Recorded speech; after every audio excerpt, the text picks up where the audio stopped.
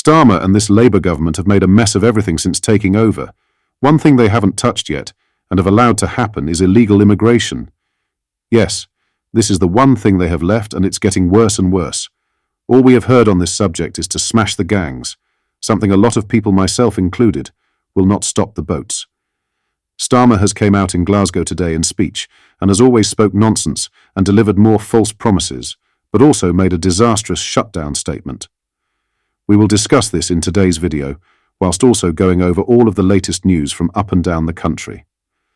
But first, hit the like button and subscribe to the channel and join our fast-growing community. Just a quick one to say we have new Stuck Farmer t-shirts available on our store. Go grab them now.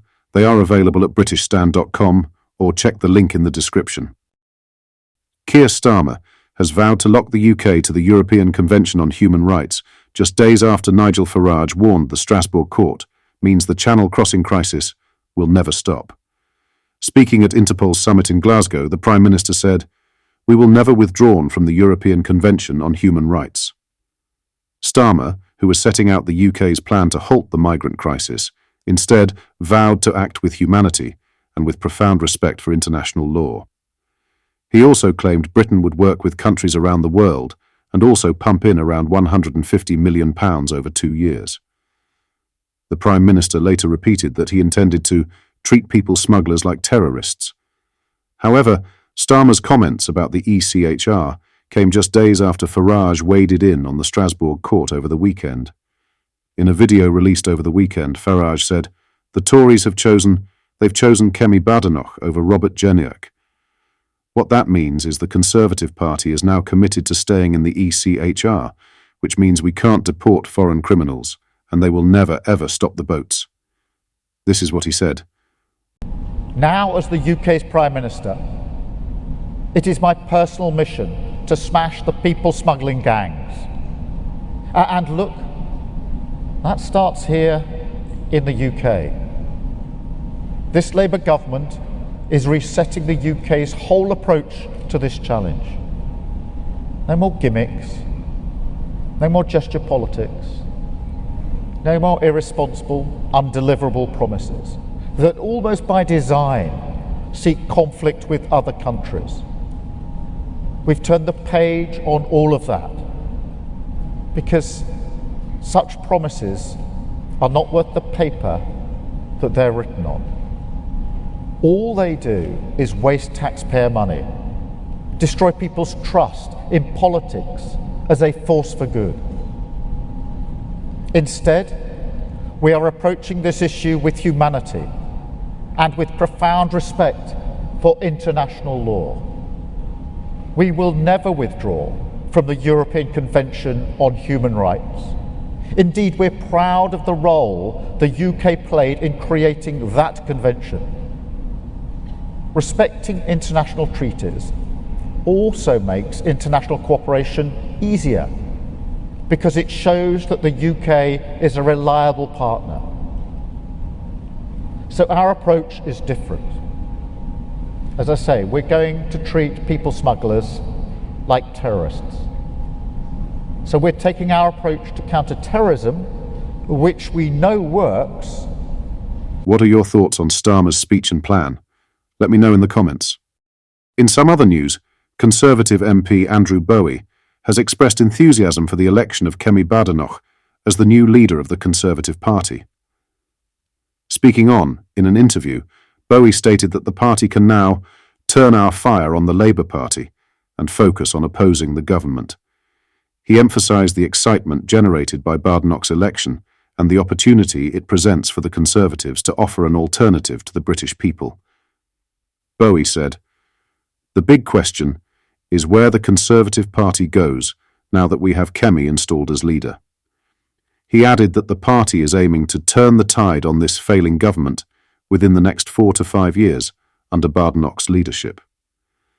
Bowie also criticised Labour's proposed inheritance tax increase for farmers, warning of its potential impact on agriculture and food security in the UK. He argued that the policy would make it harder for farmers to pass down their land to the next generation. What we will see is farmers selling off their land, trying to divest themselves of the land that they have, trying to avoid paying this tax, Bowie stated. He expressed concern that this could lead to less food being grown in the UK for domestic consumption. He concluded that the proposed tax increase would be bad economics and damaging to the country's future farming prospects. Bowie also called for the removal of the whip from Labour MP Dawn Butler over a controversial retweet. Lastly, the Princess of Wales is more interested in her faith since she was diagnosed with cancer, according to a royal insider. The source, who is said to be a church-going friend of the couple, has encouraged the princess's increased interest in faith since her cancer diagnosis. They also vehemently denied that William has been drawn closer to his faith since his family's health crisis, saying, "No change of course there." They added, "He is a modern young man, and I think he gets embarrassed by certain aspects of ceremonial and religion." Prince William has reportedly committed to observe all his constitutional obligations to the Church of England when he ascends the throne. In the new chapter added to his book, Hardman wrote that William would not suddenly become a regular worshipper or feign an enthusiasm for something that he does not feel personally, however bleak the situation. He added that William has historically not shared his father's interest in faith and spiritualism, nor the late Queen's solid devotion to the Anglican Communion. It was even suggested that some royal officials thought the heir to the throne lacks the odd wise old conciliere who might step in to point out a potential misstep. Hardman writes that though the heir to the throne's statements were perfectly benign, they were also not entirely in line with government policy. Prince Harry described King Charles as deeply religious in his memoir Spare. The monarch is well known to follow his faith closely, much like his late mother, Queen Elizabeth. When he took on the role of head of the church after Queen Elizabeth's death in September 2022, Charles pledged to protect the multiple faiths of a diverse Britain no less diligently than Christianity, which he follows. The Princess of Wales announced she was diagnosed with cancer in March earlier this year. She temporarily stepped back from royal duties to focus on her health and recovery. In September, the mother of three released a video on her social media that announced she had finished her chemotherapy treatment. Hardman revealed Kate's increased interest in her faith in his updated biography of the King, in which he also shared that Charles has reportedly cut off Prince Andrew's allowance and plans to enact the late Queen's will to move him from Royal Lodge to Frogmore Cottage. Robert Hardman revealed that Kate, 42, and her husband, Prince William, have different beliefs on faith and religion. What are your thoughts on what we discussed in today's video? Let me know down in the comment section below. If you've not yet already, make sure you do drop a like on this video and subscribe to the channel for more British political content.